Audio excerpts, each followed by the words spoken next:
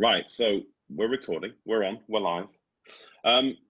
So it's been a while since I did a podcast, and the reason being we went from 0 to 150 miles an hour almost overnight at work, and as such, we're just getting back into the swing of things, wearing masks, PPE, and everything like that. It's taken me a while just to find the headspace and actually the physical space to get back to doing some podcasts. But today on the podcast, I have Mr. Chris Barrow.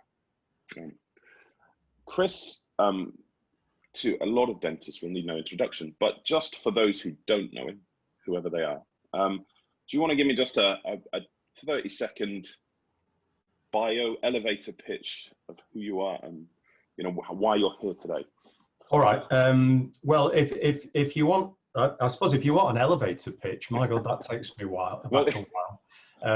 We used to learn how to do elevator pitches in a Business Network International in the early 1990s at the Cresta Court Hotel in Altrincham. Just checking that you got that, because I know your screen froze there. Did you get the audio all the way through? Yeah, I got all of that.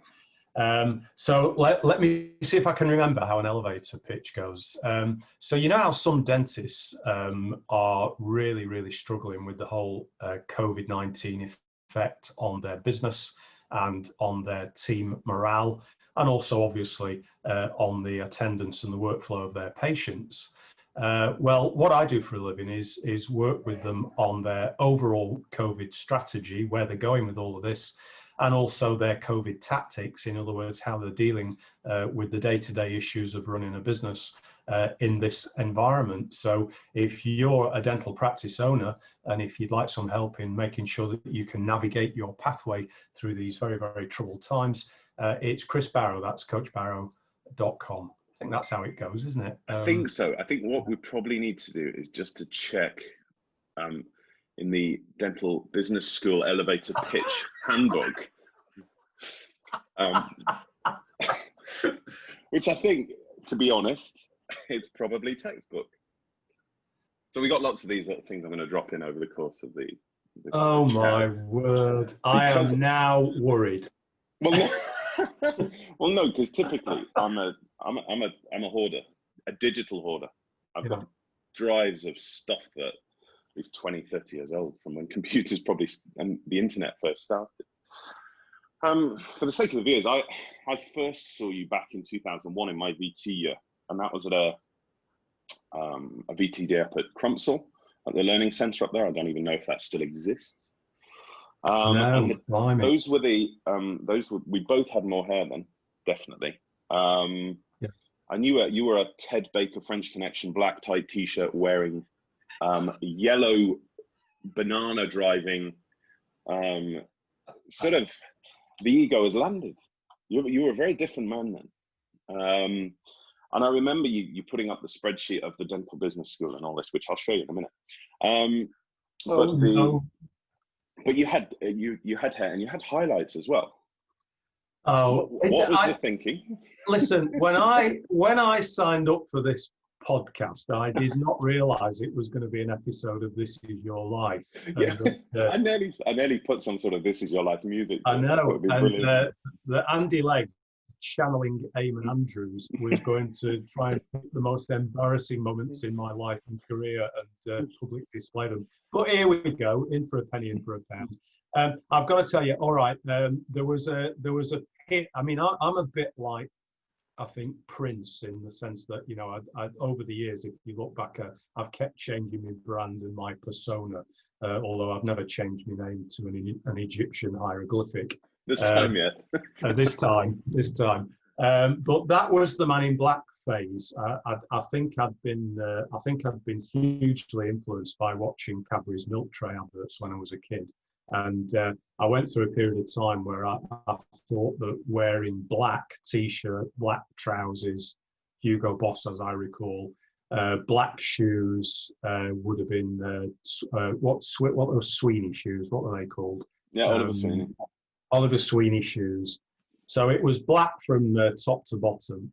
And in those days, of course, I mean, when I was at school, I was a ginger-haired lad, and as the years went by, the hair got a little bit darker, and I decided that one of the ways I might make myself look a bit younger was to go down the route of having the hair highlighted. And I've got to tell you that there was one day when I actually summoned up the courage. And you may recall, Andy, at that time that I actually had a home over in Florida. Yeah, we'll come on to that, don't worry. All right. And so I drove down the road to the local shopping mall, and I walked into what ostensibly looked like a hairdressing salon. You know, it had the red and white stripy pole outside.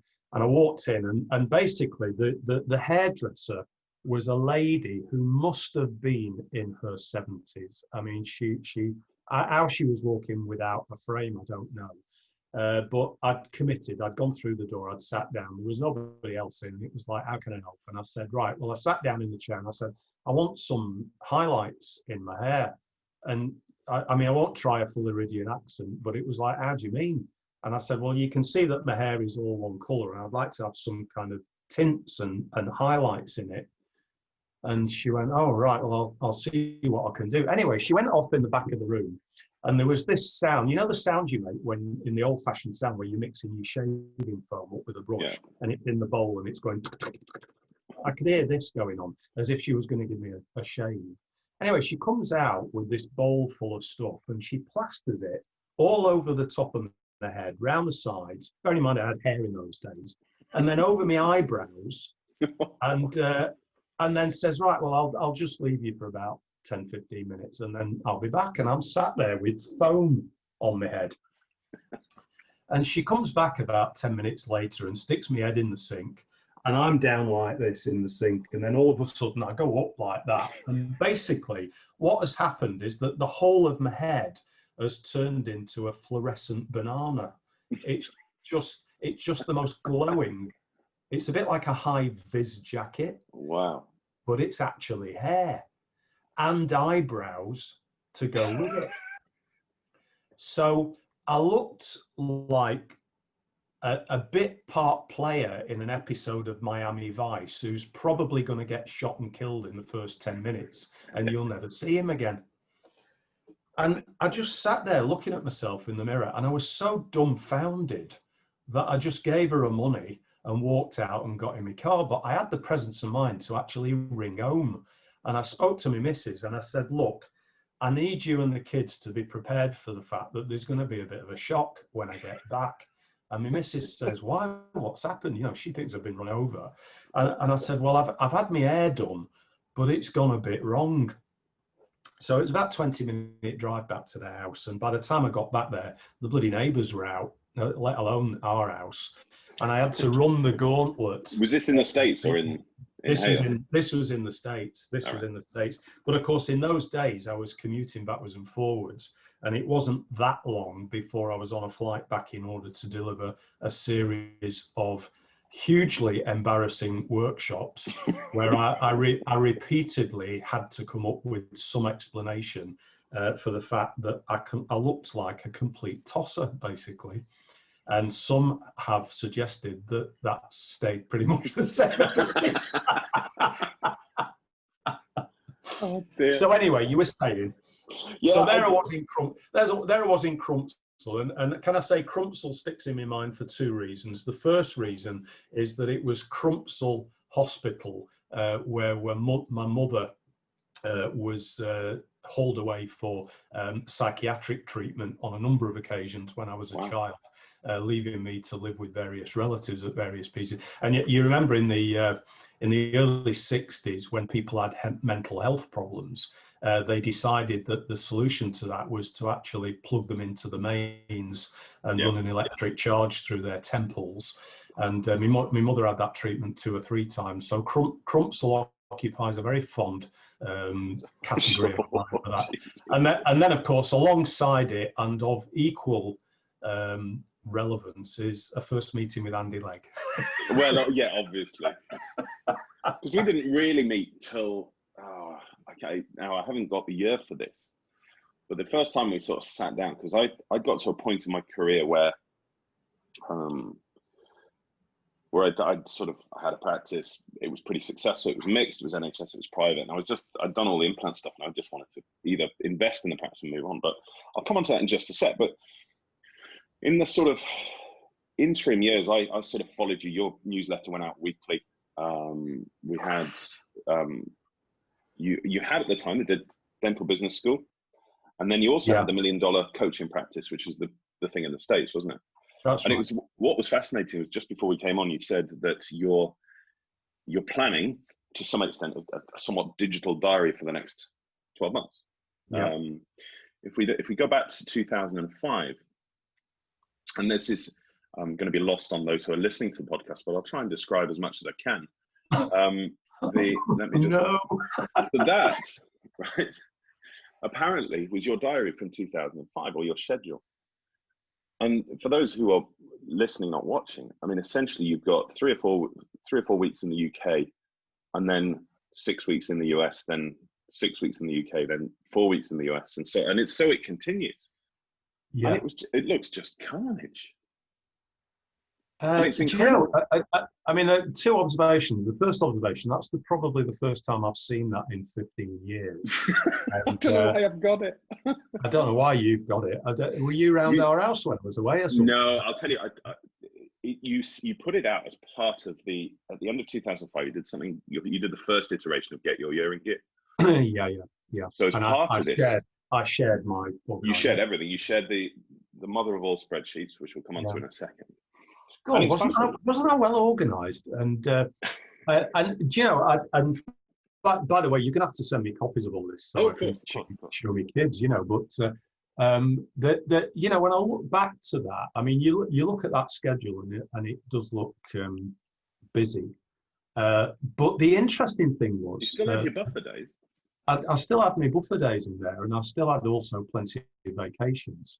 And there's a very, very interesting thing about that. I mean, the only significant difference I think that between now and then is that if you look at that particular schedule, I was actually, when I was in the United States, I was actually working a 4-day week. Yeah. And so if you look at it, you'll see that Monday was a day off. And so my weekend was Saturday, Sunday, Monday. And then my working week ran Tuesday through Friday. And of course, I've always maintained with the clients that one of those days has got to be a buffer day. Nowadays, of course, I call it a bunker day because I'm sat down in the Barrow bunker. But that's the day when you're working on your business, not in your business. So there I am 15 years ago saying the same things that I'm saying most days today.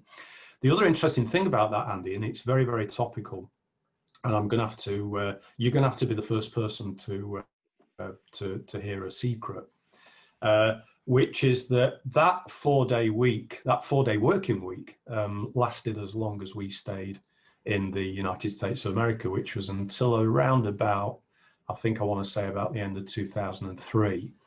And then I came back, and when I came back, I fell back into the 5-day working week. And I've been there ever since. And so I'm still doing a week, which is 1 day working on the business and 4 days working in the business. Yeah. But it's been a 5-day week for the last 15 years. And it's really, really serendipitous that you should mention this, because a couple of weeks ago, I was in a Zoom call with a client, a very well-established and successful orthodontist. And we'd had a telephone call on a Thursday, and I'd said to her, I'll send you this tomorrow to have a look at. And she just turned around to me. She said, oh, don't bother sending it tomorrow. I don't work on Fridays. And I went, oh. And the call ended, and I kind of just sat back in my chair, and I thought, hang on. 15 years ago, you used to work a 4-day week, and you were doing really well commercially, and it was absolutely smashing that every weekend was a bank holiday, because I don't know about you, I love bank holidays. Yeah. And I sat back in my chair about 10 days ago, and I thought, why am I working a 5-day week? And so here's the big reveal, and nobody knows this other than my support team, Philippa and Rachel, which is that I am building into my 2021 business plan the return to a 4-day working week. And part of it, I suppose, is because you could argue I'm not getting any younger, But part of it is that I'm just sitting there, and I think a lot of us are doing this in the COVID environment. You know, we're doing those lists of tolerations, and we're saying, okay, well, COVID has been, shall we call it, the excuse for some people to actually remove those tolerations from the pre-COVID era. Now, you know, in a wider context, I was reading an absolutely fascinating series of articles in the September issue of Wired magazine, the UK edition. And I would really recommend it to you because there's a whole series of articles there about return to work, and a lot of articles written by big business as well as small business as well as HR. And there's also, by the way, and as an aside, there's an absolutely fascinating perspective on what has happened to Zoom as an organization in the last 6 months, which makes fascinating reading. But going back to that return to work series of articles that they've done, and I was literally sat in my garden last night reading this, and it was really interesting talking about the mental health issues that have arisen through the whole the last 6 months, and also the fact that as we now move in, well, we hope we're moving into the return to work phase, because obviously even that's a bit dodgy on the day that we're recording this. But as we hope we're moving into the return to work phase, there's a lot of people looking back at the routines and the habits that they had pre-COVID and saying, well, you know, I used to live in Brighton and get up at 4:30 and get the 6 o'clock into London and sit in a tower block. And actually, I'm not doing that anymore. Yeah. And I'm either going to negotiate with my organization that I'm going to work from home. And another thing about that article is the number of major organizations, not just Google and Apple and Amazon, but other people like Deloitte's and you know, big 6 accountancy firms, big finance firms, who have actually turned around all of this ridiculous real estate that they've been occupying in city centres, and I've turned around to the workforce and said, stay at home in 2021, carry on and forget all that stupid commuting. If you own city centre, I was going to say, if you own city centre real estate, you want to be worried at the minute, because they're renting so fast. I would argue that, and I have a client who has a dental practice in the Barbican, and you know, he's telling me that the city is dead. I have to say, because I've been sat down here for 6 months, I'm not entirely sure how true that is for other major cities. But it's really interesting. As you know, I do a bit of jogging, and a couple of mornings ago, I was mindful to actually turn left instead of right out of our house, and I ended up crossing the M56 after not too many minutes on a footbridge. And the traffic in the morning, 7 o'clock in the morning, and the roar of the traffic was deafening, and I'm thinking, who the hell are these people? So I kind of got halfway across the bridge and looked down, and it's HGVs. Yeah. Now that used to be, that particular stretch of the M56, sorry, main commuter route into South Manchester, and you used to run over that bridge at 7 in the morning, and the traffic was deadlocked, and it was back to the M6. Back to the M6, but it was executive saloon cars. Yeah. And what was interesting about 7 o'clock the other morning is that, number one, the traffic was moving, and number two, I would say that more than 50% of that traffic was HGVs.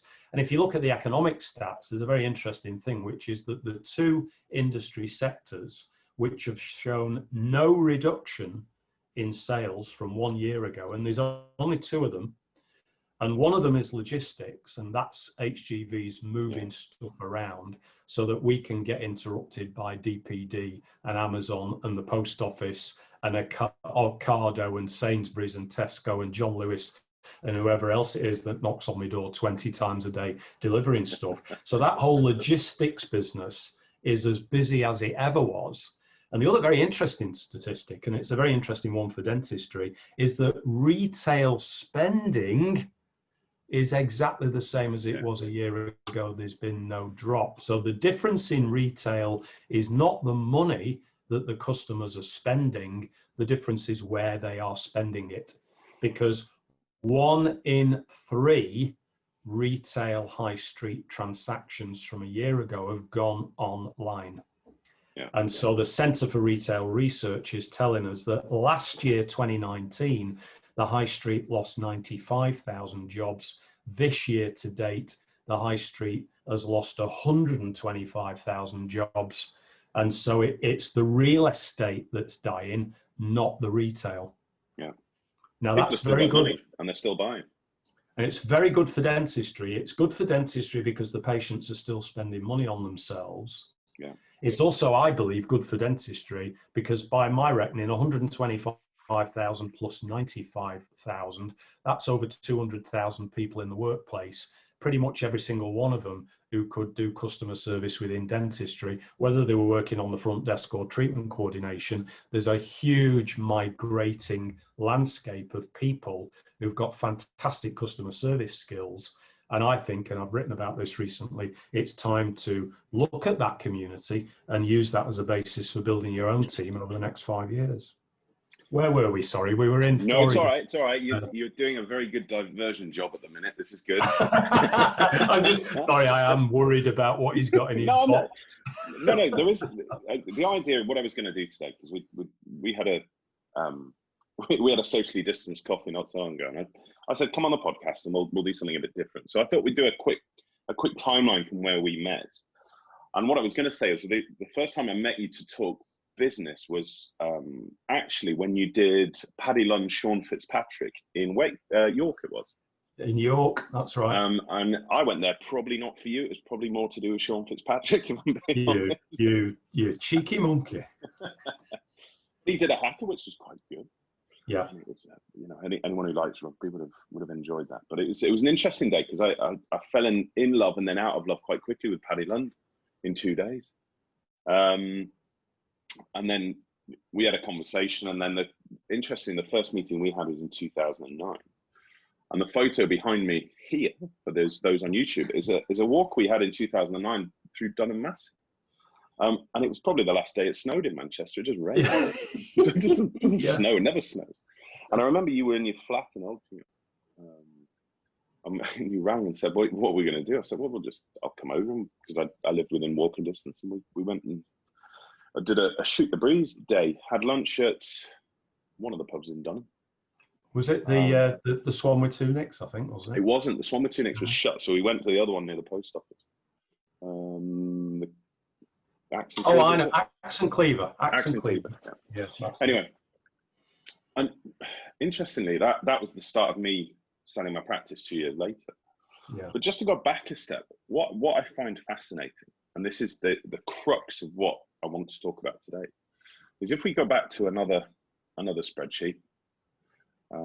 What's he got now? This is the mother of all spreadsheets from 2004, 2005. So on this, we have in the bottom, for those of you who can't see this, we've got a spreadsheet of Chris's UK income, UK expenses, Italy, because you had a place in Como, is that right? That's right, yeah. And the USA business and income and expenditure. And just a quick fag packet calculation, the UK income per month was in the region of 30 to 35K. The USA income was probably somewhere in the region of $18,000 to $20,000. Yeah. And you were sort of to some extent living the dream at that point. You were doing exactly what you wanted to do in the places you wanted to do it on, the clients you wanted to do it on. And that's what you would tell dentists to do. Do the dentistry you want to do, charge the fee you want to get, do it on the clients you want to do it on. And seemingly throughout the last 15 years, you've had this need to diversify away from that and move on and find the next big thing. So from there, I don't know whether I know there was a fall down in America and they kicked you out and would let you back. Who knows why that was. But then you then, I don't know what year this was, but you went into partnership with, was it Breathe? That's right. I formed Breathe Business in 2008, I think it was, with Simon Hocken and also with a chartered accountant called Mike Hutchinson. So what makes you take what is a successful business and then to go and do that? That's that. I mean, that's right. And then you can see how this is going to evolve. Yeah. I'm slightly concerned about all of this, and the and the reason I'm slightly concerned is because when somebody makes a mistake once, you can probably put it down to experience. And when somebody makes a mistake twice, you can probably put it down to perhaps a degree of inflexibility.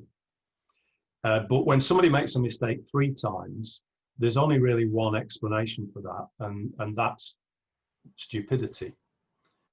And although I suppose if you were saying that, you know, somebody tried to climb Everest 3 times and 3 times they'd failed, would you put that down as stupidity? I don't know. I think that maybe what you'd do is you'd put it down to a dogged determination to try and achieve something. Yeah, I think that the latter is probably more true than stupidity. Yeah, certainly from an slight outsider's point of view. In so much I wasn't involved in those businesses.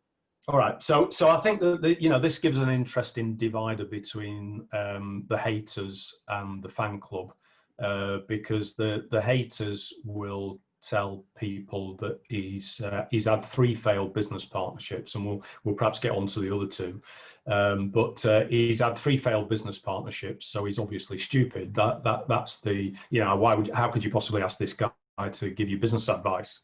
That's what the haters do.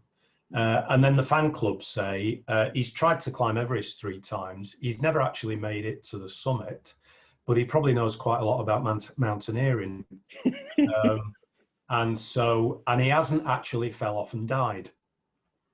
I suppose where my thought process here is what's the motivation to move away from what has to be essentially a core business that you are exceptionally good at? Yep. So all right. delivery... So let me give you the answer, because with the passage of time, I'm very, very fortunate, and I'll say with the passage of time, with the listening ear of many friends and family, and also with the advice of a fantastic business coach, I have realized why I did that. And there are 2 reasons for it. And both of them are to do, in a way, both of them are to do with psychology. And the first reason I did it, and by the way, it's really interesting to look at that spreadsheet that you just showed me of money coming in from UK and the United States of America. To this day, I've never made as much money as I did when I was doing that. I can well imagine. Having briefly looked at the spreadsheet this morning, I thought, holy shit. Because, you know, that was a stack of money, and it was a stack of money quite a long time ago. And can I tell you that when I was running those 2 businesses in parallel in the UK and in the United States of America, I was making a lot of money, Andy, a lot of money. And we were having an extraordinarily good lifestyle on the back of it. And can I also say that, you know, the clients were enjoying what it was that I was doing for them as well. The feedback that we got from the dental clients in the UK and from the coaching and consultancy clients in the United States was phenomenal. So everybody was a winner. So why give all that up? And the answer, the first part of the psychological explanation for that is because I experienced, you note the past tense, I experienced a very, very high degree of commercial loneliness. It was me every day getting up, doing it again. It was me traveling to these far-flung locations. I was traveling all over the UK delivering workshops. I was traveling all over the United States of America delivering workshops. I had more flipping hotel points than you could shake a stick at, as well as airline miles. And if anybody's ever seen that George Clooney movie, Up in the Air, where he's a private equity guy that goes around closing businesses down, and his whole life is about air miles. You know, I kind of went and see that movie, and it made me cry a bit, because I thought, hang on, there's a bit of me in that. Well, it's a bit lost in translation as well with Bill Murray, where you sat on the edge of the bed in Tokyo. Very good, very good, very good. I'll go with that. Yeah. So yeah, that was a bit of me, which is that you know, I had money coming out of my ear holes. But I was extraordinarily commercially lonely at that time, and found that very difficult to deal with. So that's psychology number one. Psychology number two is actually a lot easier to explain because it was the ego. And what I mean by that is that the interesting thing about being a freelancer is that you can generate an extraordinarily good income for yourself, but essentially as a freelancer, you can never generate a capital value, but you've never really got a business to sell because you're Elvis, and if Elvis isn't in the building, there's nothing there to sell. And one of my kind of mixed blessings is that I'm probably more Elvis than most, in the sense that, you know, I've got a very strong personal brand. I can't remember who it was that christened me as Mr. Marmite, but whoever it was, years and years and years ago, they certainly did hit that nail on the head. And it was a long time ago, because you said that in 2001. Oh my God, early 2000s when Mr. Marmite came out. And I can't even remember, you know, and in my imagination, it was Nigel Jones at Practice Plan, but I don't even know whether that's right or not. And if Nigel listens to this, he might tell me whether I'm right or wrong. But somebody somewhere said, the thing about you is you're a bit like Marmite, and it stuck. And so it's worked very well for me over the years. And I've been very happy to adopt that brand, as it were, because, you know, it's been a great way of differentiating from the people that did hire me and the people that didn't. And I'm okay with that. But the ego had a very successful freelance business that was never going to sell for a capital value. Yeah. Probably why I'm still working at the age of 67. Although I have to say that one of the reasons I'm working at the age of 67 is that, you know, if I won, you know, when you have that conversation with your missus, what would we do if we won the lottery? Yeah. And the answer is that if I won the lottery, I'd carry on working. I'd just do slightly different work. Yeah. Because work is my Maslow self-actualization. But the ego wanted to be on the front page of Dentistry magazine with an article that said Chris Barrow sells out for millions. Yeah. That was it. And it wasn't even about the money, Andy. It was about the headline. It was being up there in lights. Because I'd seen Emmett do it with Smiles.ie. And James before him. And I'd seen James Hull do it. And obviously, you know, you look at people like Sam Whaley-Cohen, who is somebody I've got huge respect for. Remember, by the way, that I did work for David Hudley at what was then Integrated Dental Holdings for 2 years. And I had the real privilege of being on the board at IDH for 2 years and seeing how the board operated, but more importantly, seeing how David operated as a leader as well. And that was a vertical learning curve for me. And again, another individual for whom I've got great respect.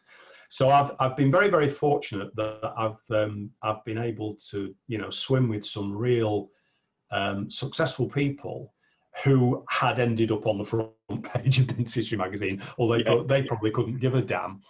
And I was the kid, and you know what? I'm not going to get a misery manual going here, but I am the only child of alcoholic parents. And if anybody reads the books on that, you'll know what we're all like. Yeah. And so there was a whole thing about recognition. Why do you think I'm a public speaker? Yeah. Why do you think I write all these blogs and all the rest of it? It's the look at me thing, isn't it? It's look at me, and it's look at me because my mum and dad didn't enough. And it's also look at me because when I was at school, I was so unbelievably crap at every sport that I was the guy that when they were picking sides, I was last. And whether they were picking sides for a game of football, cricket, or whatever the hell else, I was always the kid last up against the wall. And whoever's turn it was went, oh, bloody hell, I'll have Barrow. And frankly, whatever ball you threw at me, whether it was a football, a rugby ball, a tennis ball, or a cricket ball, it hit me on the side of the head and dropped on the floor. And I stood there bewildered. I just did not know what to do. I was so useless. I've got visions. Have you seen the film Kes? I've got visions of the football game in Kes. Yeah. With the big long shirt on. Yeah. And so you go back to this, and there has to be a reason, doesn't there? This is all embedded in your psyche early on. It is. Now, I want to say for the record, number one, I don't blame my parents. And number two, can I say that there were vast areas of my childhood that were very, very happy. But there were also certain areas of my childhood that were very traumatic. My mother left home and took me with her and dragged me off to the Isle of Wight, and my dad had to come after on a train and get us and bring us back. I can remember that when I was probably about 7 or 8 years old, and I remember my mother in a rented room in the Isle of Wight, and I remember her dragging me around schools, trying to get me in a school. I remember my dad turning up with his brother-in-law, and I remember all shouting at each other in the front room of this house, trying to get my mum to go back again. My mother had severe mental health issues when she was a young woman. She was on uppers and downers in the 50s when doctors used to prescribe drugs for women that were overweight after pregnancy. She became addicted to barbiturates. That overflowed into our home life. The solution to that was to mix it with alcohol. There were very often occasions where I would return home from school and my mother would open the door and say, "Who the hell are you?" There were other times I would return home from school and I'd walk into an empty house. My dad would be sat in the living room and I could hear all this crashing and banging upstairs, and I'd say, "What's going on?" And she'd say, "She's breaking up the bedroom furniture." And that was what ultimately led to what's that word that they use when somebody's obliged to go for mental health treatment? What's the word? Section. Section, thank you. So my mother was sectioned twice and dragged off to, as we said earlier, to Crumpsall. And I ended up living with relatives for periods of time because my dad was a policeman doing shift work, and he couldn't look after me. So I ended up spending periods of time living with various relatives. And so, you add all that into the mix, and all of a sudden you've got this very potent, and I don't, I'm not saying all that lot for sympathy. That's not what it's about. I'm saying it because I've had to go into that area of my life to understand some of the bloody stupid things I've done as an adult. And boy, oh boy, I've got a list of stupid things I've done. Recognition, appreciation, applause, all of that to try to replace perhaps a sense of not having received those emotions earlier on in my life. And of course, sometimes it has led to performance and behavior that I look back on and I'm not proud. The man in black, I think if I met him now, I probably wouldn't like him very much. Yeah, but that time, we were coming off the back of the 90s, which was, hippie time, and then we've kind of evolved through that. And it was kind of just a function of what was going on at the time. Proper boom times. There was everyone was flying. And I think, you say stupidity. Breathe Business came and went. And I can't help think that was just a function of two personalities not working well together, as opposed to a failed business. Is that not more of the case? I totally agree with that. And I think it's really important at this point, to say that obviously I had two business partners, neither of whom are here to present their side of the story. But I do believe, again, from the perspective of time, you're absolutely right that if you look at that, it was a fantastic business concept. It was a fantastic business model, but there were, with the benefit of hindsight, too many egos in the room, including mine. And I look back at the way that those egos tried to mesh, and it didn't work. And I am as much to blame for that process as anybody else that got involved in that equation. Surely that gives you a perspective to be able to look at, say, a dental practice where you've got two partners and spot that from a bloody mile off. Well, I think one of the benefits, the Native Americans have a wonderful phrase, which is that wisdom enters through the wound. And so then if you need advice, you need the person with the most scars. And I'm absolutely brilliant at partnership disputes because, not only have I seen it so many times over the years, but I've actually lived it. and I know what it's like. I know how hideously difficult and exhausting it is to be in the middle of a partnership dispute when you're trying to go out and deliver to the clients every day, and trying to be as authentic as you can, trying to be as helpful as you can, and you've got this flipping elephant in the room, which is that you run a day from 9 till 5, and we're all exhausted at the end of a day from 9 till 5, and then at 5:05 you walk out of a client meeting, you walk out of a workshop, and then you're dealing with the emails and the phone calls that are connected with the partnership dispute. And it's like you get, I remember, there was a period of time there where I'd do my full stint on my feet all day, and then whatever hotel I was staying in, I was on the bloody phone half the night, arguing with people, or getting it into that kind of gossip and backstabbing and daring do that goes on when partnerships really start crumbling. Gee whiz, it was hard. It was very hard. And of course, what can I say, that one of the things that I have learned over the years, and I've always, I think, lived up to the advice, which is to fail fast. And and I think that's something that's it's certainly stuck with me. Particularly when I'd left the practice that I'd sold my share in. If I went to a practice and it wasn't working, we shook hands and moved on. And it was that sort of thing that you had to do. And it was only a couple of times, but failing fast, certainly, if there was any sort of advice I'd give anyone, if something's not working, find a way to walk away. And I suppose interestingly, and I'm going to come onto this with the next topic, which is probably the hot one.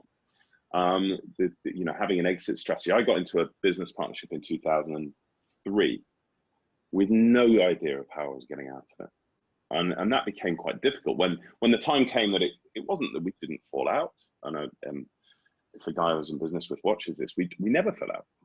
We just had different ideas of what we were going to do, and it came to pass that I wanted to go and he wanted to stay, and we couldn't organize a sale with a corporate that worked. We couldn't, and so eventually he bought me out, and that was that. But it's anyone who gets into business now, for God's sake, have some idea of how you can get out of it if it's not working out. Yeah. So fast forward. Can I just say one thing, by the way, and I really feel it's important to say this, that when I talk about fail fast, what I mean by that is that I exited from Breathe Business very, very quickly.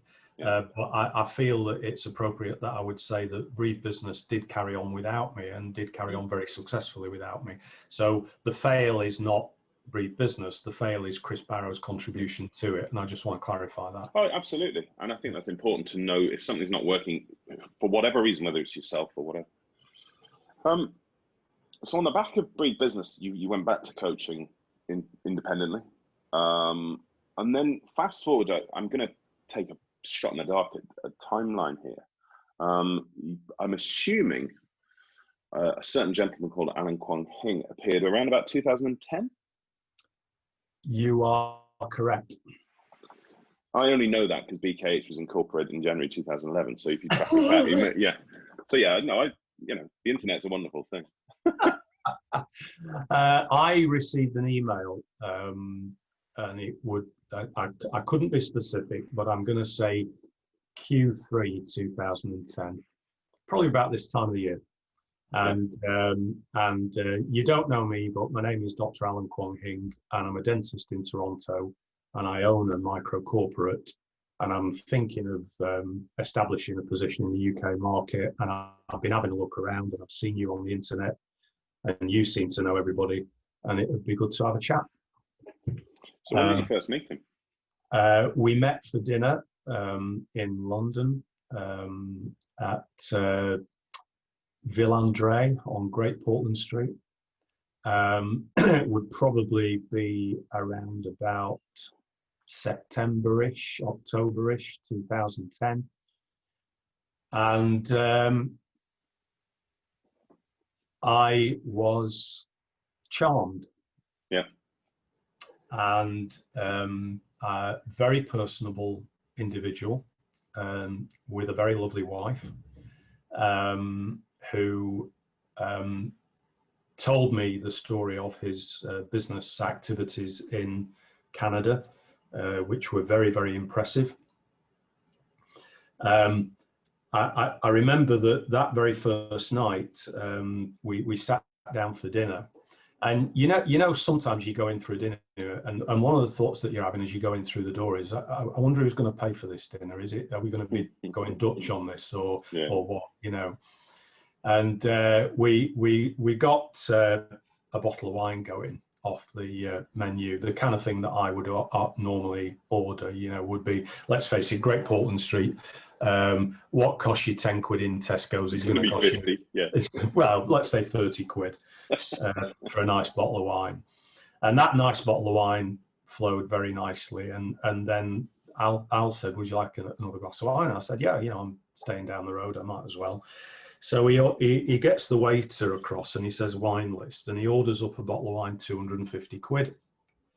And you know what, when you, is it just me that you're not actually enjoying the time because you're not actually enjoying the wine because you're crapping yourself in case you're going to go Dutch at the end of the evening? It's going to be a pricey night, yeah.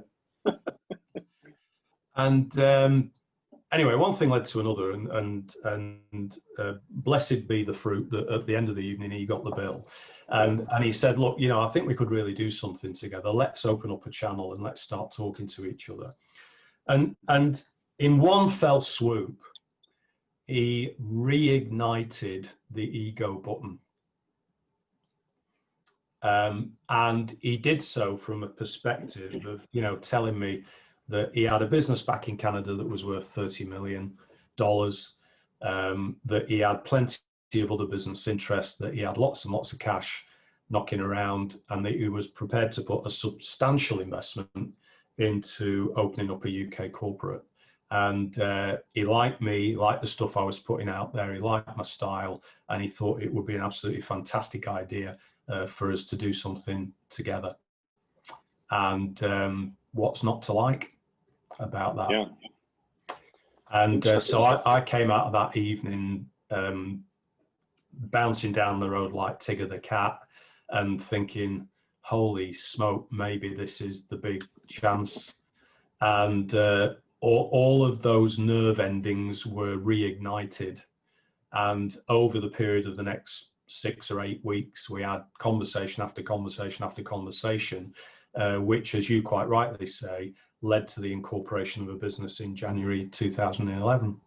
Yeah. And what happened next took about 15 months.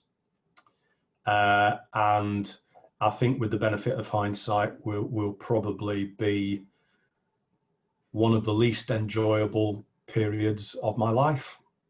Wow. You've never said that before. Which I have to say, I mean, at the beginning, it was hugely exciting. And I am also going to make a really interesting point, and I might just be making this for myself, but I never cost that business a penny. And the reason for that is because I carried on coaching, and I reversed my coaching income into that business. Yeah. So that to a large extent, I feel as if I pretty much paid for myself. But I think that there's sufficient distance between now and then to be able to say that if anybody actually did look at the public records, they will see that business went into liquidation around about 15 months later, around about February, March of 2012, with debts in excess of, say again? It was 2013. 2013, sorry, thank you. Have I got 15 months as wrong? It should be 2 years. Yeah, you're a little bit longer than that. I'm sorry, bloody hell. Isn't it funny how the mind plays tricks? Do you know how much the business owed you when it was liquidated? Do you remember? No. Are you going to tell me? About 100 grand. About 100, yeah. Which is fascinating, really, because I think, and this is where this story becomes interesting, because I think people have the perception that you maybe use it as a vehicle for yourself and made a lot of money out of it and rinsed the company and this and that, which is just not the case. Not at all. Because listen, don't get me wrong. You know, that business paid me a salary, Yeah. And that salary was the equivalent of what I'd been earning as a consultant the day before the business started. So I didn't suffer any drop in regular monthly income. Yeah. But you know, when the business went down, I can't remember the exact numbers. I think BKH for me is the equivalent of what is probably a very uncomfortable birth for a woman, in the sense that, you know, what you do is your mind wipes the pain away. So you can have another one, yeah. So you can have another one, God forbid. And my memory tells me that business burned through well over £1 million of Al Kwong Hing's money. But it also burned through some trade creditors' money as well. And I do believe that the biggest creditor of the business when it did go down was HMRC.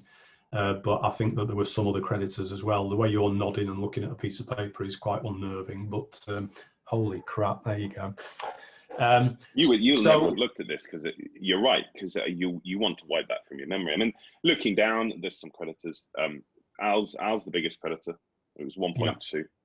1.2. And revenue was 316k. Yeah.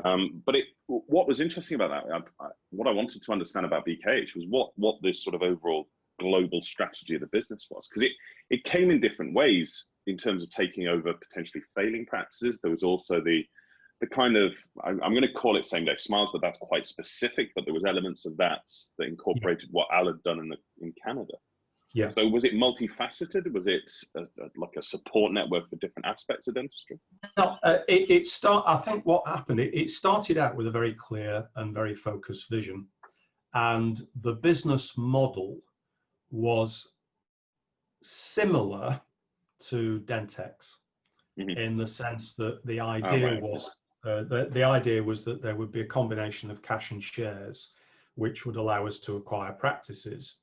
And we would then go in, put the appropriate management services in, and run this thing as a micro corporate. I mean, at the beginning, it was a fairly simple business model, which is go in, value the practice, offer the owner a certain amount of cash up front, offer the owner some shares in BKH, and then off we go. And you know, it's a model that Dentex came up and along with later. And hasten to add, no connection between the two. But it's a model that Dentex came along with later and made a success of it. We tried to make a success of it and failed. And the thing was that as the business began to fail, what happened was that the then board of directors started to try and lash out and do other things in order to try to stabilize what was effectively a sinking ship. So all of a sudden, you know, you'd walk in the office one day and all of a sudden we were talking about setting up same day smiles, or all of a sudden we were talking about setting up a marketing agency, or all of a sudden we were doing something else. Frankly, this was nothing other than a fish on a hook. So you're fighting fires just to rob Peter to pay Paul, basically. Absolutely right. Absolutely right. And so, you know, I think what you've got to do, and in many ways, that was phase 2, because phase 1 was let's try and make the original idea work. And it probably took us about 9 months. Now that you've reminded me, it was 2 years and 3 months, not 1 year and 3 months. But I look back at that first year, and that first year was about trying to make the original business model work. And as the year went on, the expenses went up and the revenue didn't appear. Yeah. And then as we moved into year 2, it was like, well, what the hell else can we do in panic mode to try and generate some revenue? Are there any quick wins? And the whole of the second year was trying to do that, and that failed as well. Or perhaps, should I say, didn't happen quickly enough. Yeah, and so it became clear as we moved into the last part of the second year that we weren't going to be able to get back from the hole that we'd dug ourselves into, because we'd gone down into a J curve, which had got down over $1 million of Al Kwong Hing's money. Yeah. And with the best will in the world, Mrs. Kwong Hing was going WTF, because and quite rightly so. You know, Brenda's a lovely lady, and she was saying, what's happening to our money? And Al's going, give us another month, give us another month, give us another month. And we're ringing up saying, we need another 150 grand this month to cover the overhead or whatever it was. And eventually everybody's patience ran out, most of all his. So I suppose, what was the fundamental cause of the failure? Was it the practices that you acquired? Was it the fact they weren't generating what you thought they would? Was it? With hindsight, isn't hindsight a wonderful thing? With hindsight, there were two fundamental problems. The first fundamental problem was that, and I am going to say against my advice, Al populated a board of directors with too many people that were too highly paid. And I think that there were some people on that board of directors who saw Al Kwong Hing waving his £250 bottles of wine around and his American Express black card and had a bit of a ka-ching moment. Yeah. And thought, and when Al rang up and said, well, how much is it going to cost you to join my board? They came up with figures that were utterly ridiculous. Yeah. And against my advice, I found myself sat in a room with a board of directors that were getting paid money that would make your eyes water. And collectively, I have to say, achieving very little. Yeah. So that was problem number one, and it was almost a Janet and John business mistake, which is that you ramp up a huge overhead before you've got any real income coming in. Yeah. The second fundamental mistake, and I'm going to be probably quite brutal about this, is, I'm choosing my words carefully, making verbal offers on the goodwill value of practices over huge amounts of red wine, and then trying to chip on the deal when everybody had sobered up. Yeah. And that's a method of operation that I do not personally subscribe to. And I found it very difficult to swallow, particularly bearing in mind that many of these people were my friends. Yeah. And they were going you made out. those introductions. I mean, I remember getting versions of prospectuses and so on coming across the door. Well, you know, let's make no bones about it. I was the front man because of my reputation. And I was knocking on doors and saying, will you have a word with my business partner or one of my fellow directors? And then I was off doing my thing because I was still coaching 2, 3, 4 days a week. Mm. And then this group of people would go into a practice and seem to have a modus operandi, not dissimilar to that which is reputed to have occurred in the good old James Hull days at the beginning, where, you know, off you go for a fancy dinner and a nightclub and a bottle of champagne, and at the end of all of that, let's have a chat about values, and let's make all sorts of promises, and then when it gets down to the small print, let's see whether we can actually pull back on some of those promises. And the interesting thing is that one of the things about my friends in dentistry is that to a man and woman, they're all sensible, intelligent people. Mm. And so when this renegotiation of verbal agreements started to take place, it was of no surprise whatsoever to me that my friends started turning round to the BKH board and giving them the finger. And saying, no, you told me in this restaurant that you were going to pay £750,000, or you're going to value my practice at 750,000.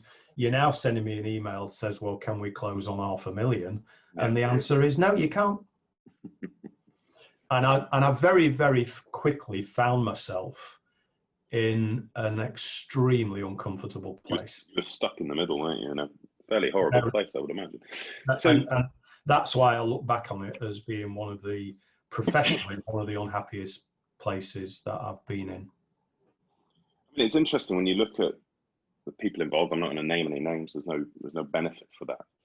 and you look at the timeline of when they were brought in as directors and so on, and actually it all kind of concentrates to this 6-month period between sort of the middle of 2012 and then the final sort of liquidation in February 2013. And that must have been carnage at that time. It's such a small time frame to acquire, try and build a business, to try and then keep it going, and then to fight fires and so on.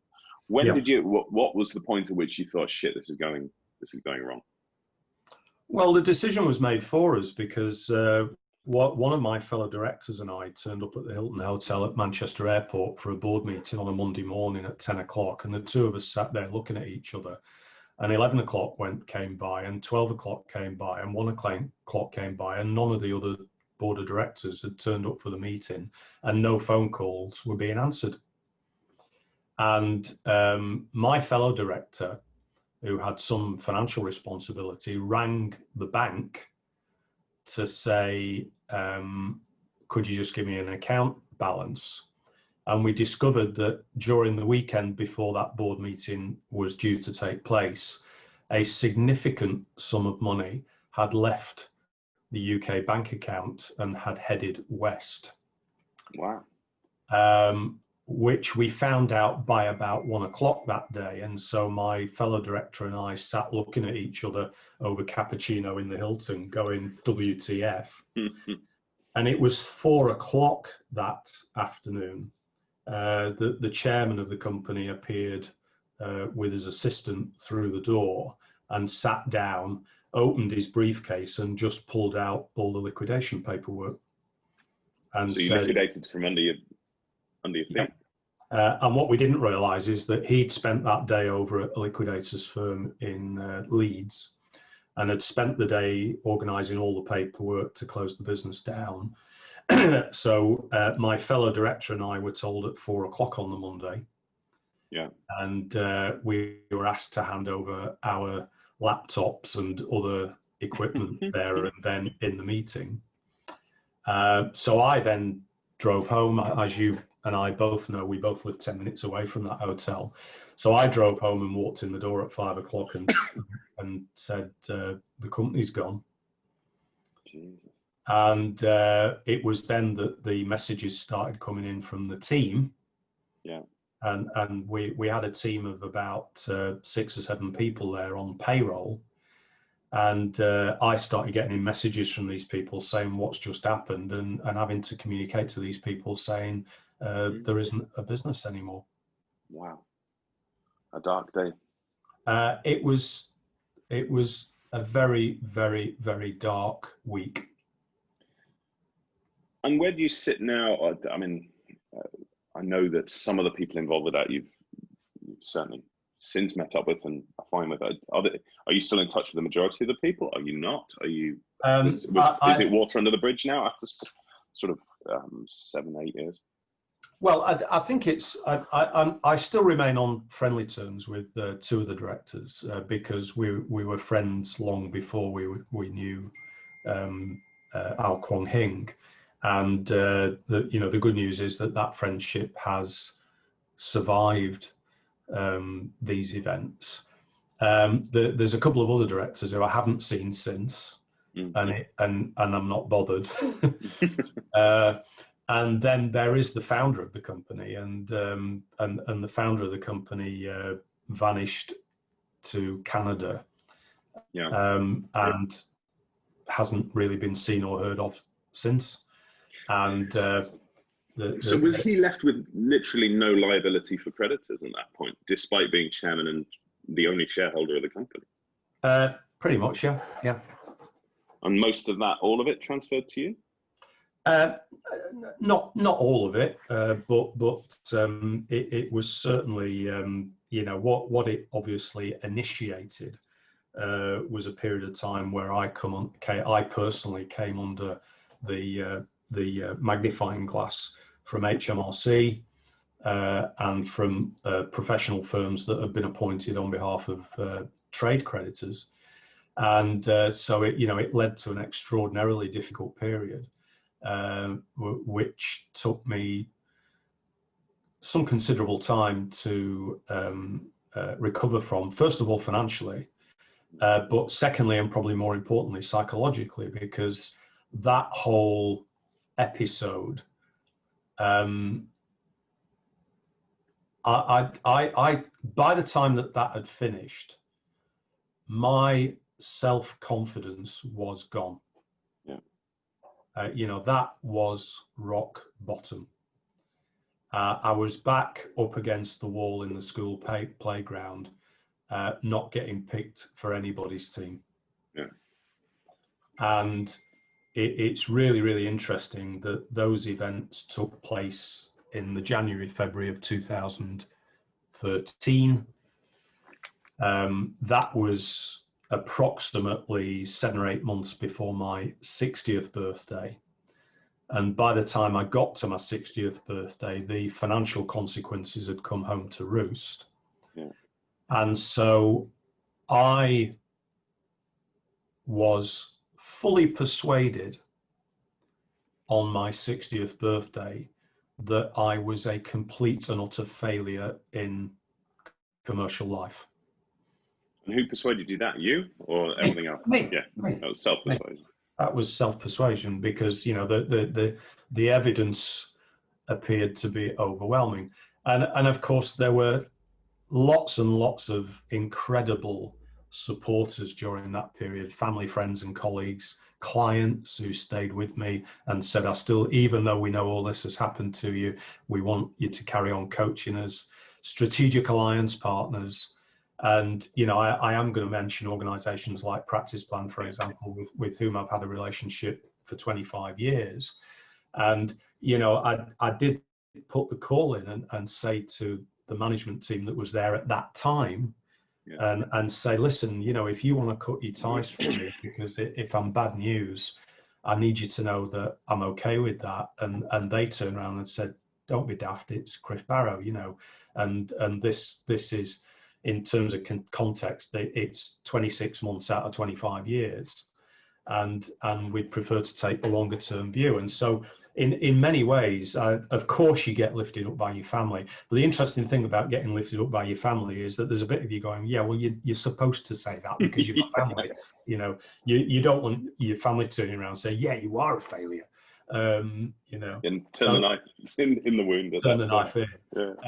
So there was a lot of what you would call the support that you would expect to get from your close community.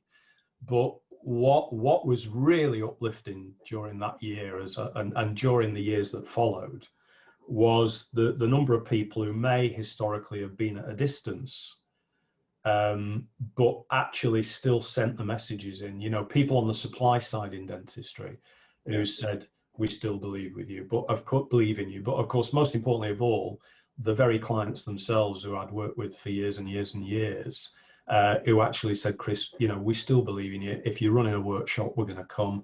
If you're doing one-to-one coaching, you're hired. We still want to be part of the stuff that you do, because we recognize that you've had a bit of a blip. It's been a very expensive blip, but you're still Chris Barrow, and we still believe that you can give us help and advice. And, I think that before even I got to the stage where wisdom entered through the wound, I think a lot of other people had already decided, this guy now is so battle scarred that you actually probably do want him on your team, because he's going to help you to avoid the very mistakes he made himself. So I'm slightly conscious of time, because I did say an hour. We've gone over that a little bit, so do kick me off if needs be. But it'd be nice to get some good news out of this. Yeah, well, how do you pick yourself up from that, and how do you get to where you are today? Because my view of you today is you're happier than you've ever been. So you've come in 7 years from rock bottom to a place of stability and contentment, the likes of which I've not seen since the ego walked in 2001 with the black t-shirt on and the highlighted hair. Turning up in a bright yellow car, frankly. Do you remember that banana? I do. Pontiac GTO. I'm saying nothing. How do you box that off? Because from a medical or dental point of view, we go through ups and downs all the time with patients, and you do have to box these things off. But mentally, it's challenging.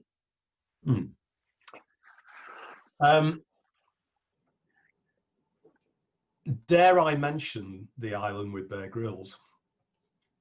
Well, I go for it. Go for it, because I hadn't seen that. I'd seen that as something you did.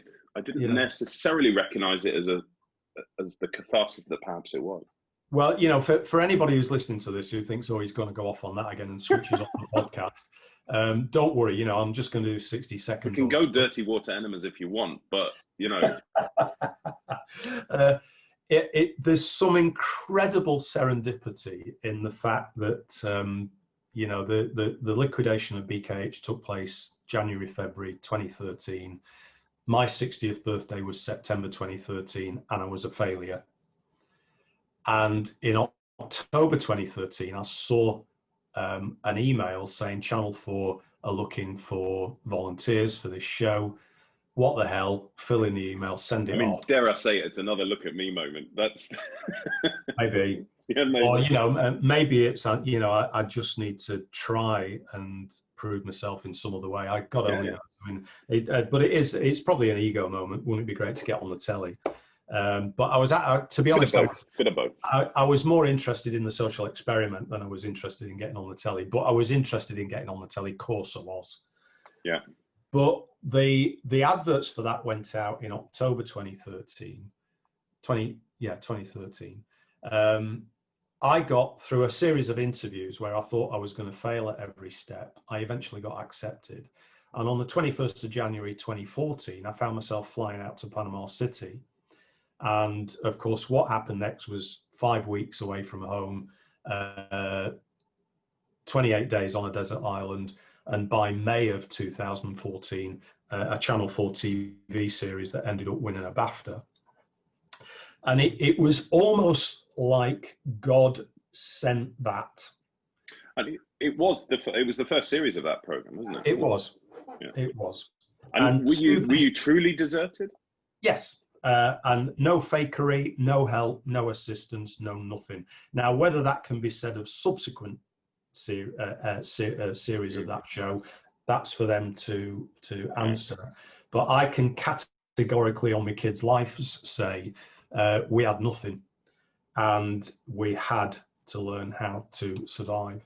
And I learned a lot about leadership and teamwork, but the most important thing that I learned was about myself.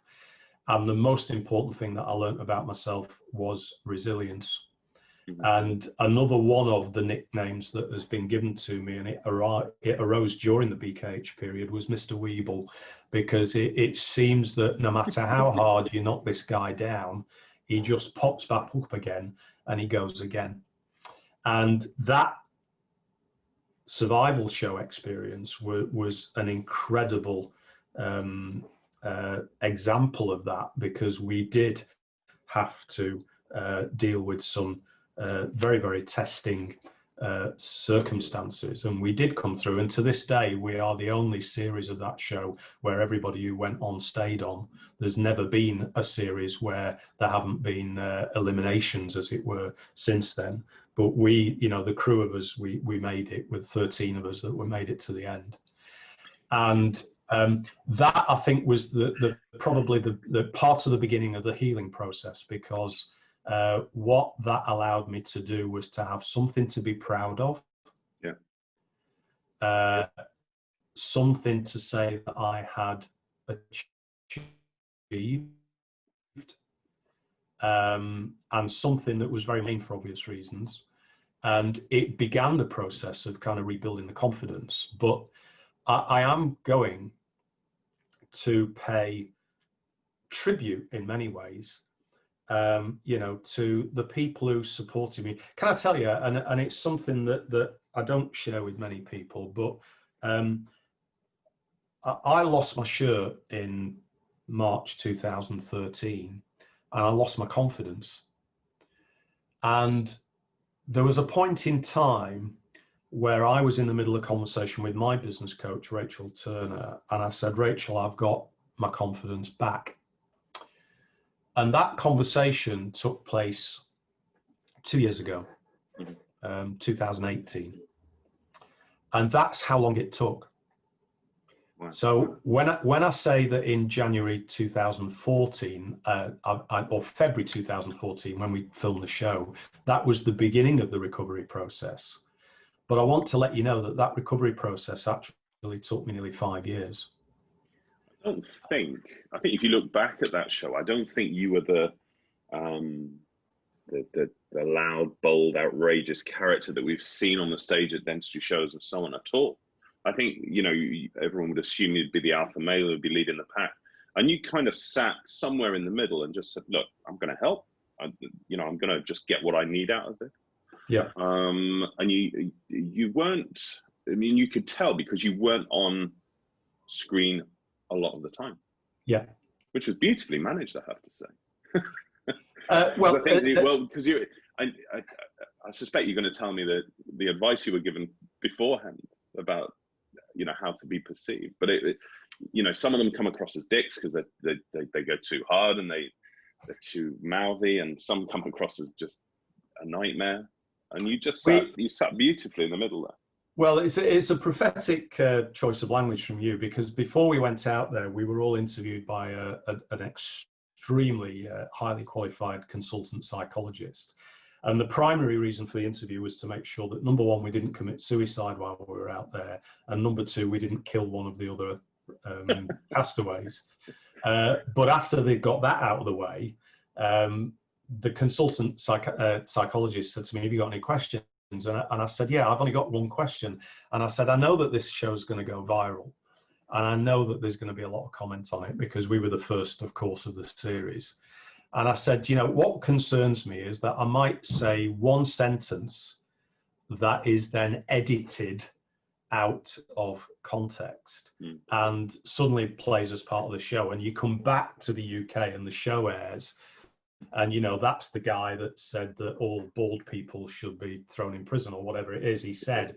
And they've taken it out of a context and they've put it up there, and then people start throwing rotten veg at you as you're walking down the street, because of course that's what the media do. And I said, have you got any advice about that? And he said, yes. I said, well, what's your advice? He said, don't be a dick. Because let's be honest, that was a massive risk. Yeah. Because your confidence was at an all-time low, and you were about to expose yourself to millions of people on a desert island for the world to see, and you didn't know. A bit like, it's Big Brother in a version, isn't it? You don't know what people think of you till you get back, and it's already been said on social media and in the papers and everything else. Yeah. So I think that there is no doubt that when I arrived there, whilst at the lower level of Maslow, you're trying to find where your next meal is going to come from, and you're trying to find some water. And, I know I've said it millions of times, but we were on 200 calories a day for the first fortnight. And I've got an ambient weight of 11 stone 5 as a marathon runner. I was down at 10 stone within 10 days. So the lower level of Maslow is how the hell are we going to eat and drink? Yeah. But somewhere, every now and then, you get a bit higher up in Maslow and you think, don't be a dick. And so I did. That's an adopted version, isn't it? And so I was, in a sense, I was managing my performance and behavior. But can I also say another point? And the other point is that every single episode of that show was being edited in real time. So when episode 1 went out, down at, well, not Channel 4, it's Shine TV that made it, but down at Shine TV, they were watching the Twitter feeds as episode 1 was airing. And they were looking at what it was that people were talking about. And then they would go in and they would re-edit episode 2 to make sure that whatever the Twitter feeds were talking about, they had that brought to the front. Right, okay. So what actually happened was that there were a lot of things that happened to some of the older guys on our island experience that actually never made it on screen, because what ended up happening was that they noticed that all the Twitter feeds were being populated by millennials who were talking about the millennials. And so they re-edited to take Ryan from Stockport and his behaviour and put it up at the front of the screen, and to take Saki from the West End Theatre and put him up at the front of the screen, and so on and so forth. And the reason for that, very simple, was because they had to they've got to get the ratings. It's all about the ratings. So actually, there's a lot of Chris Barrow on the island, as there is a lot of Tony and there's a lot of Fletch and there's a lot of the other guys, the older guys, that just never made it to the Cup because it wasn't considered as good for ratings. You got out anyway, of it, I guess. I've managed to get it in that bloody television show. But that was the start of that journey. But I think the thing I want to emphasise, and I want to emphasise perhaps for anybody who's listening to this show, this podcast, who has been in a dark place or is in a dark place, I'm going to say two things. You know, that I mean, I with the benefit of hindsight, I can see that you know, my mental health during that recovery period was not what it is now. I can see that my confidence wasn't what it is now. I can certainly see that my happiness wasn't what it is now. And I want to share with the fact that it did take me the best part of 5 years to recover. And, you know, I'm delighted and happy to be able to say that recovery took place. And it's kind of you to say it, but I am going to emphasize the fact that I've never been happier. And had we been having this conversation in February this year, I probably would have said that I've reached at the ripe old age of 66, I've reached a point in my career where not only have I restored my happiness, but there's also a standing instruction now with my support team in the business and my wife to say that if I ever mention going into business with anybody, they have permission to hit me in the face as hard as they possibly can. And then, of course, along came COVID, and goodness me, I mean, I responded to COVID in what I thought was the best way possible to try to help the community. And I had no idea when I began that process, and it was literally within 3 working days of lockdown. And, you know, we came up with the concept of the Thursday night webinars. We came up with the concept of the 1 o'clock Facebook Live daily briefing. Little did I know the reach that was going to achieve. We were up to 500 on a Thursday night on the Zoom platform. We were having to up our subscription to Zoom to get more people in. And we actually did hit 10,000 people on one episode of the Facebook Live broadcast, which was the one with Jason, Dom, and Simon. The Three Musketeers, Jesus. Three Musketeers came up. There were 2 days we went over 10,000. One of them was the BAPD posse. And the other one, interestingly, was when Martin Woodward from BDA came on. And but even on a normal day, 2,000, 3,000, 4,000 people were following that briefing. And, you know, I am going to say for the record, there was never, I don't believe, a single moment in any of those broadcasts that I ever advertised anything to do with Chris Barrow or his coaching services. I really felt it was important not to do that. Mm-hmm. But you can imagine from a reputation management point of view, from a brand recognition point of view, probably the single most valuable thing I've ever done in my career. And, you know, and for me, it's created a whole new business because, of course, my business has gone digital, as we mentioned at the top of the call. And, you know, I'm given the uncertainties that exist in the marketplace still around travel, I'm literally in a conversation with my team now about extending the digital business through into next year, maybe even beyond, who knows? Well, I'm not going to pain you anymore and drag you through any more of your timeline, because I think I genuinely appreciate your honesty and candor there, because a lot of that probably hasn't been sent in a public place previously. And I think people will be interested with that. Coming back to a more sort of what you're renowned for, where do you see, I think I'm just going to finish on this really, where's dentistry going to go now? What are the lessons to be learned? Where do we go from COVID? And how do we, you know, how does a 2021 dental practice look like?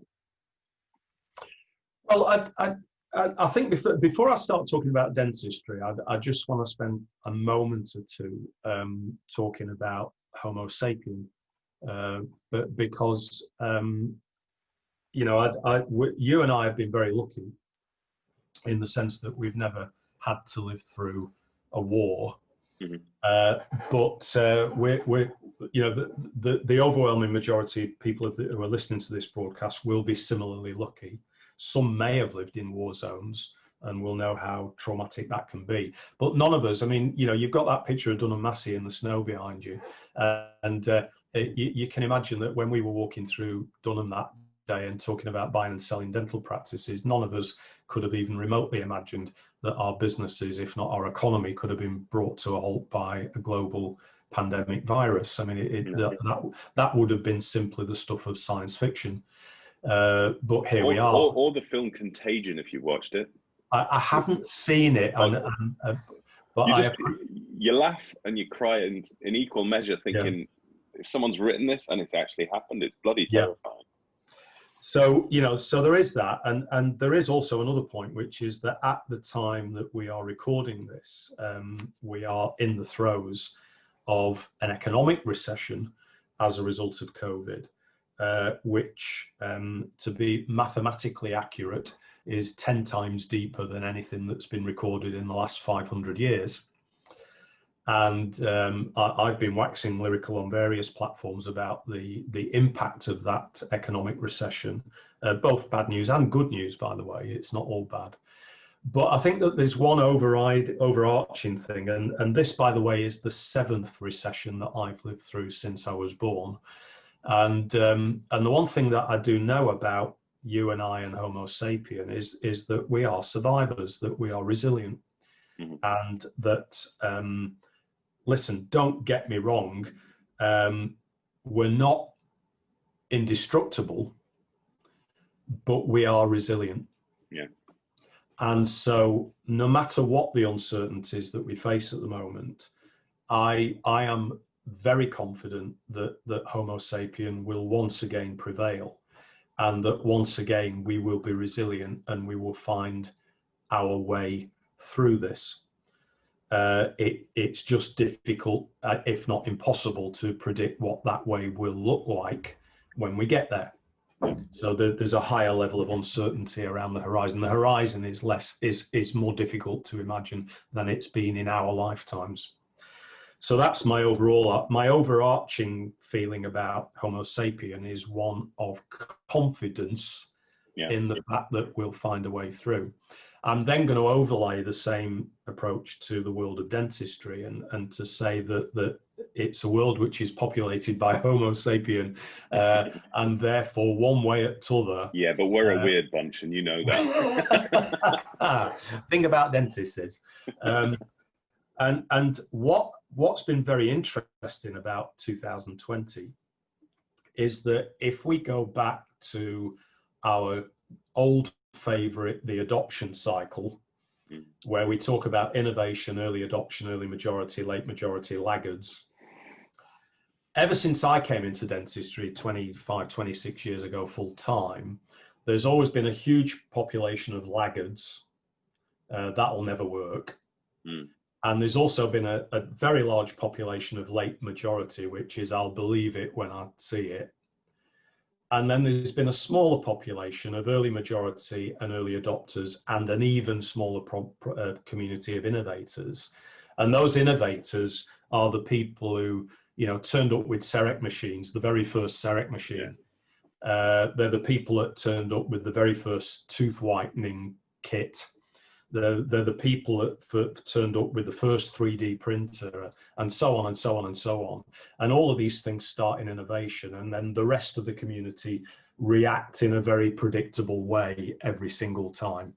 And it's always the same, whatever you do, even to the extent that you innovate by allowing general dental practitioners to do cosmetic orthodontics.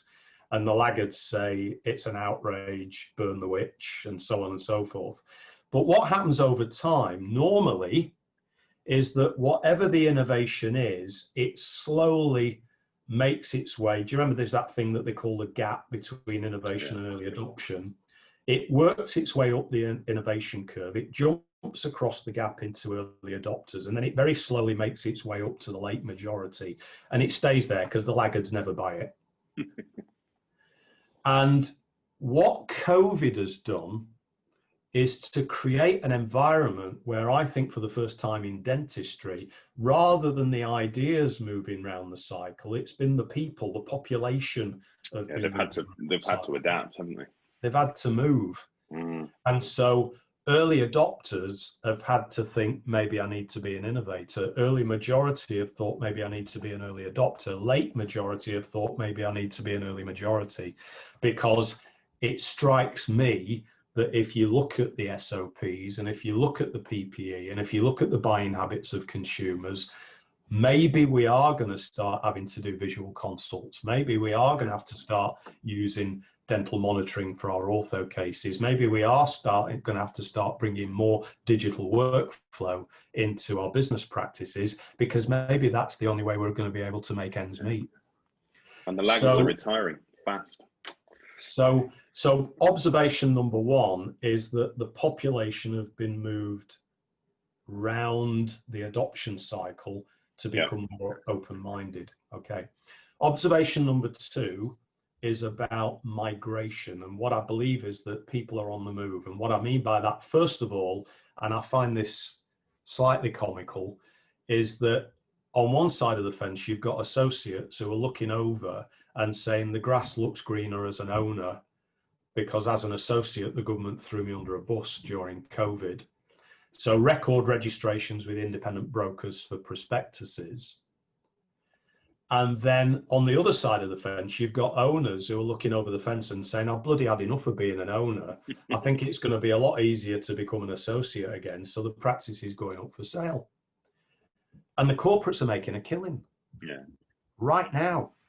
So when people used to sell practices, I was one of the guys that said that you needed to look at the distress. Was it financial distress or was it emotional distress?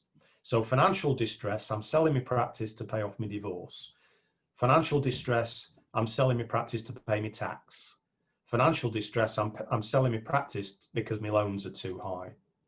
And then emotional distress was, I can't keep up with the GDC and I can't keep up with the technology. So it's time for me to go.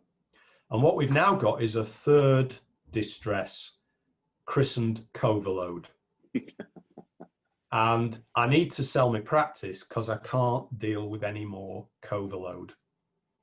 So we've got buyers and sellers at the same time. And I think that there's going to be a lot of transfer of ownership taking place. And then on the periphery, we've got team members who are moving as well. So back to that point that we said a while back about mental health issues and about going back to work and not tolerating the things that you used to tolerate. I'm no longer prepared to tolerate working in that NHS practice. I'm no longer prepared to tolerate that miserable boss. I'm no longer prepared to tolerate that bossy practice manager. I'm no longer prepared to tolerate these patients. I'm no longer prepared to tolerate being a hygienist, a therapist, or an associate in this practice. People are on the move. Yeah.